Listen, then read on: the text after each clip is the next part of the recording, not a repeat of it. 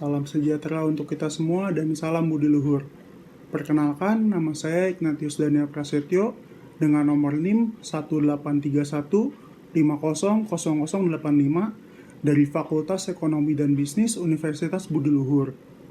Pada semester kali ini saya mengambil mata kuliah metode penelitian yang diampu oleh Bapak Dr. Muhammad Mabrur Taufik, SAG SMN. Pada kesempatan kali ini juga saya ingin menjelaskan materi mengenai metodologi penelitian, yaitu diambil dari bab 1. Bagaimana penjelasannya? Simak video ini sampai selesai.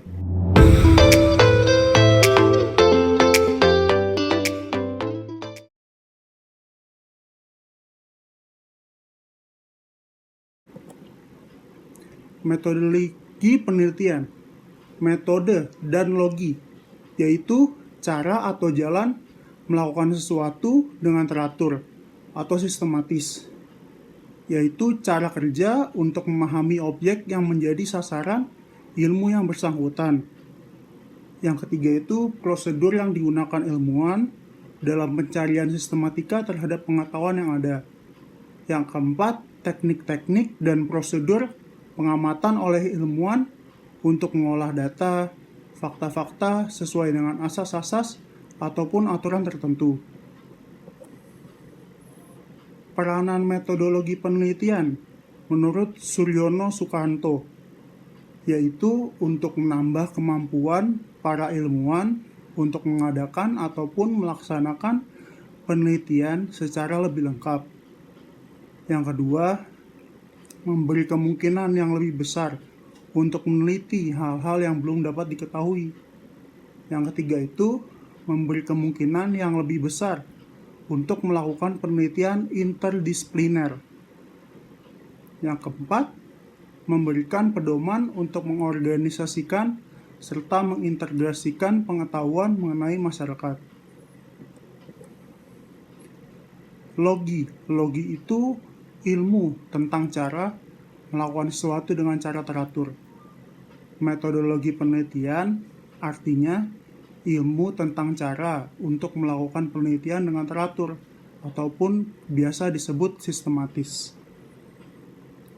Penjelasan lain menjelaskan yaitu metodologi penelitian itu memberikan pedoman tentang cara seseorang ilmuwan mempelajari, menganalisis, dan memahami lingkungan-lingkungan yang dihadapinya. Metodologi itu ilmu tentang metode. Metode semua ilmu berprinsip pada logika.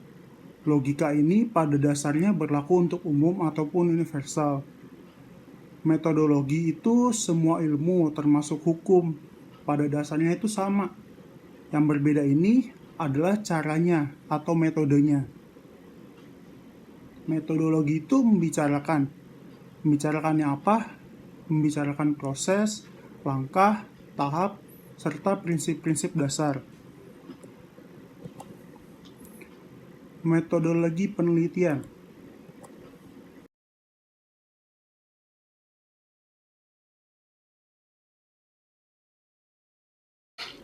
Berdasarkan tabel metodologi penelitian, digambarkan sebagai berikut. Yang pertama, ilmu sosial. Ilmu sosialnya ini harus diketahui apa masalahnya, apa tujuannya, kerangka teorinya menggunakan kerangka teori apa, hipotesisnya juga menggunakan apa, serta cara ataupun metodenya menggunakan apa, dan yang terakhir, seorang peneliti harus dapat menyimpulkan. Yang kedua, ilmu hukum empiris. Ilmu hukum empiris ini juga harus diketahui apa masalahnya dan juga berdasarkan fakta. Tujuannya apa, kerangka teorinya menggunakan kerangka teori apa, hipotesisnya juga menggunakan hipotesis apa, ataupun cara atau metodenya menggunakan bahan atau data, instrumen, maupun sampling dan responden, serta variabel apa yang digunakan. Dan yang terakhir, LH empiris ini juga penelitiannya harus ditarik kesimpulannya. Kesimpulan dari penelitian ini menghasilkan apa? Dan yang ketiga, ilmu hukum normatif. Ilmu hukum normatif ini harus diketahui masalahnya apa, tujuannya apa, kerangka teorinya, serta hipotesisnya menggunakan hipotesis apa, dan juga cara ataupun metodenya menggunakan jalan analisis data yang harus dianalisis secara benar dan juga berdasarkan fakta. Kemudian pada akhirnya metodologi penelitian ini menarik kesimpulannya. Kesimpulan dari penelitian ini menghasilkan apa? Metode pH normatif ini yang berada di tabel tersebut berbeda-beda, dan begitu pun juga hasilnya menghasilkan hasil yang berbeda-beda. Penelitian umum, hakikatnya itu upaya mencari dan menemukan pengetahuan yang benar tentang hukum, yaitu pengetahuan yang dapat dipakai untuk menjawab secara benar ya tentunya sesuatu yang berhubungan dengan masalah hukum. Caranya ini seperti ini. Metodenya berkaitan dengan konsep objek jawab yang sedang dicari dan dicoba untuk ditemukan. Metodenya ini harus berhubungan dengan konsep hukum, dan konsepnya hukum itu tak ada yang tunggal ataupun berbeda-beda.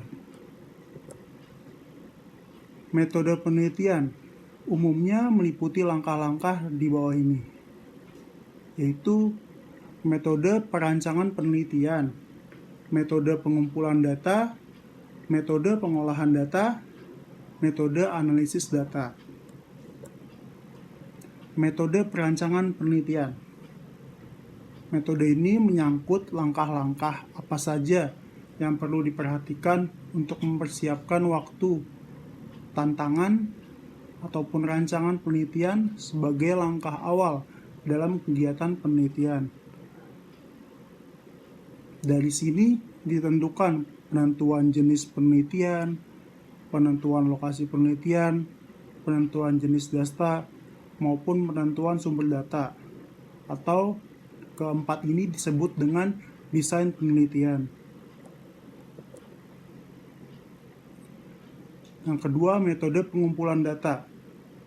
Teknik pengumpulan data ini termasuk penentuan populasi dan sampling, yaitu studi pusaka, bibliografi studi, observasi di lingkungan lokasi penelitian, wawancara ataupun interview, maupun dengan mengisi kuesioner atau angket. Metode sampling. Metode sampling ini populasi. Populasi itu artinya keseluruhan dari objek pengamatan ataupun objek penelitian. Yang kedua adalah sampel. Sampel ini bagian populasi yang dianggap mewakili populasinya. Metode. Metode dibagi menjadi 3, yaitu probability sampling, non-probability sampling, maupun gabungan probability sampling dan non-probability sampling. Selanjutnya saya akan menjelaskan mengenai metode pengolahan data, yaitu cara mengolah data yang berhasil dikumpulkan untuk memungkinkan penelitian yang bersangkutan melakukan analisis dengan cara sebaik-baiknya. Metode pengolahan data ini umumnya dilakukan dengan cara yang pertama, pemeriksaan data ataupun editing. Pemeriksaan data ataupun editing ini berarti mengoreksi apakah ada data yang terkumpul sudah cukup lengkap, sudah benar, dan sudah sesuai dengan masalah. Karena apabila tidak diperiksa, akan terjadi kekacauan pada saat melakukan metode pengolahan data. Yang kedua itu dengan cara penandaan data atau coding. Penandaan data atau coding ini berarti memberi catatan ataupun tanda yang menyatakan dengan jelas jenis sumber data berasal dari mana. Yang ketiga, rekonstruksi data atau reconstruction, yang berarti menyusun ulang data secara teratur, secara berurutan, logis, sehingga data-data ini mudah dipahami dan mudah untuk diinterpretasikan. Yang keempat, dengan cara sistemasi data atau systemizing. Ini artinya menempatkan data menurut kerangka sistematika bahasan yang berdasarkan urutan masalah. Selanjutnya, metode analisis data. Metode analisis data itu berarti bentuk analisis untuk menafsirkan data yang diperoleh sesuai dengan apa yang direncanakan dalam penelitian. Proses mengorganisasikan dan mengurutkan data ke dalam pola, kategori, dan satuan uraian dasar, sehingga dapat ditemukan tema dan dapat dirumuskan hipotesis kerja seperti yang disarankan oleh data. Ini disebut proses.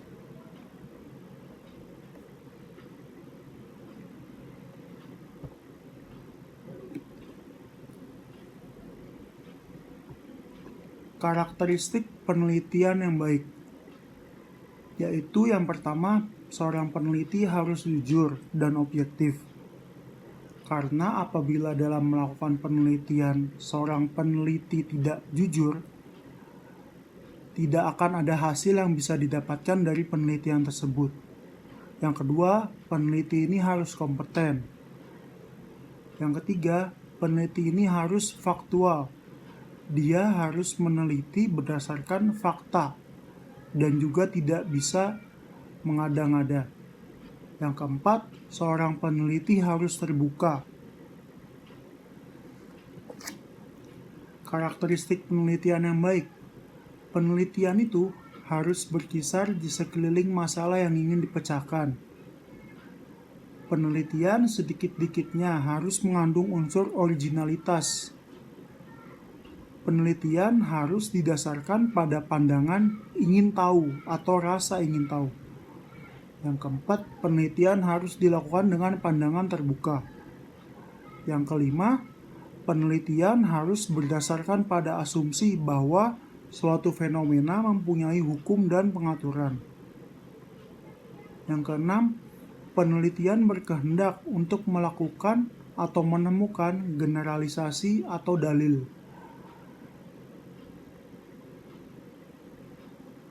Yang ketujuh, penelitian merupakan studi tentang sebab akibat. Yang kedelapan, penelitian harus menggunakan pengukuran yang akurat. Yang kesembilan, penelitian harus menggunakan teknik yang secara sadar diketahui. Yang kesepuluh, penelitian harus melalui proses-proses yang sistematis.